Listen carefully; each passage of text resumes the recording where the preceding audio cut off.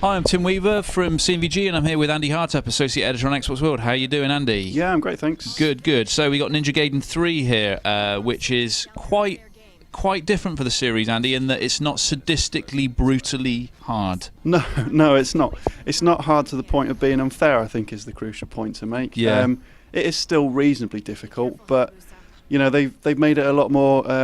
And it's that horrible word that everyone will cry about. Accessible. Yeah, they've made it accessible. Yeah, well, I mean, we popped your review up on CNVG on Monday, and the comments were interesting. Some people were really down on the fact that it was in quote unquote more accessible, and some people were really pleased that it was accessible. So I don't really know. I guess it just proves you can't please all the people all the time. But I mean, does it make, in your opinion, it makes the game stronger for being more accessible?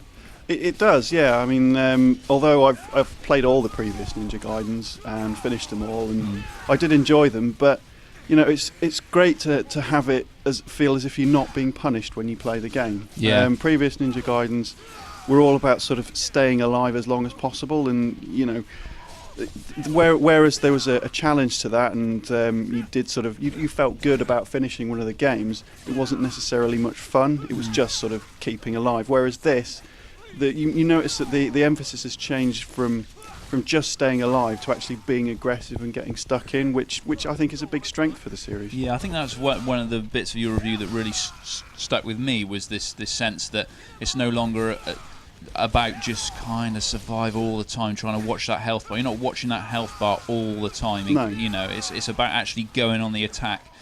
But ironically, it's not as bloody now, is it? Or is it? I mean, you're not chopping off limbs and stuff anymore, are you? You're not chopping off limbs, but there is an awful lot of blood. I mean, Right, once okay.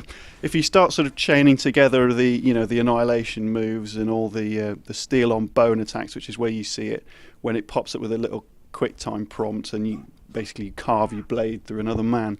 It feels good, like when you're carving up a bunch of people, and you will see an awful lot of blood on it. So Okay, so the blood's still intact. Okay. yeah. I don't think you'd be disappointed if you came looking for violence. Yeah. So looking at this footage, it looks like it's pretty varied environments. In your review, you've talked about how the story is basically just an excuse to chuck lots and lots of different disparate stuff yeah. in. The story's absolute nonsense. I mean, I struggle to remember it even now. It's something to do with the end of the world, but I mean, it's just an excuse to basically visit some of the most varied locations on the planet, and just kill a lot of men in them. So here you see there's one set in the Middle East. I think after this you go to like a tropical island which is full of trees and greenery, and then you're inside like a secret science installation, and you know there's even little nods to Ninja Gaiden 2. You actually revisit a level from there. I mean, it's not too much of a spoiler to give it away, and you know the variety really is, you know, a big thing here, and you know it looks nice. It does look nice. I mean, this is the first time I've actually seen it in action. It does look nice. Well, in action, other than you sitting down in the office, obviously over your shoulder. But it's. Yeah. I don't think I even saw this level when you were playing it. What I saw was dinosaurs when you were playing it. Yeah, dinosaurs. Yeah, I don't want to give too much away, but it is a boss, a dinosaur. Yeah. Again, like the plot is basically. It's so absurd. It's just there to sort of to justify the existence of some of the bosses they've cooked up. Yeah. So you're in a bioengineering lab. Oh, great! That means I can put a dinosaur in the game. Yeah. Brilliant. Oh, you know, you're seeing experiments with humans. Great! I can see a human that can, you know, regenerate his arms and stuff. Yeah. You know, it's silly. It is silly, but you don't mind that because you don't turn up to a Ninja Gaiden game for a deep involving plot. You turn up to cut men up. Yeah.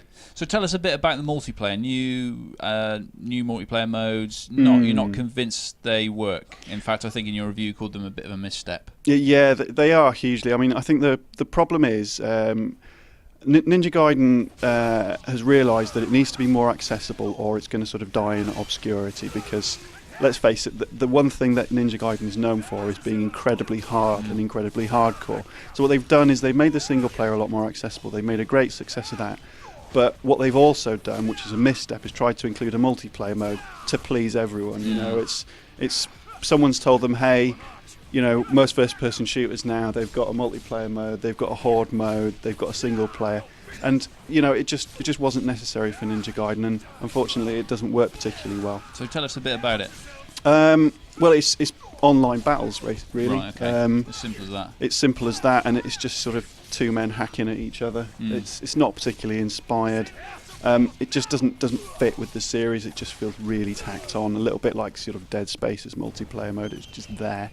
What does work well is the Ninja Trials, which is where essentially like a co-op horde mode, where it's just you and one other player just hacking up bunch of AI guys and then fighting a boss at the end. Okay, so quickly in summing up, it's well worth the money. It is, yeah. I mean, it's not as good as like a Bayonetta. No. Bayonetta's sort of like at the pinnacle of the series, and if you're a hardcore fan, you know, I think you're going to get a little bit upset because it's not going to punish you as hard. But you know, it's more accessible now. So if you've thought about giving Ninja Gaiden a go but been intimidated by it before, yeah, give it a crack now. Now it's up to you, Ninja.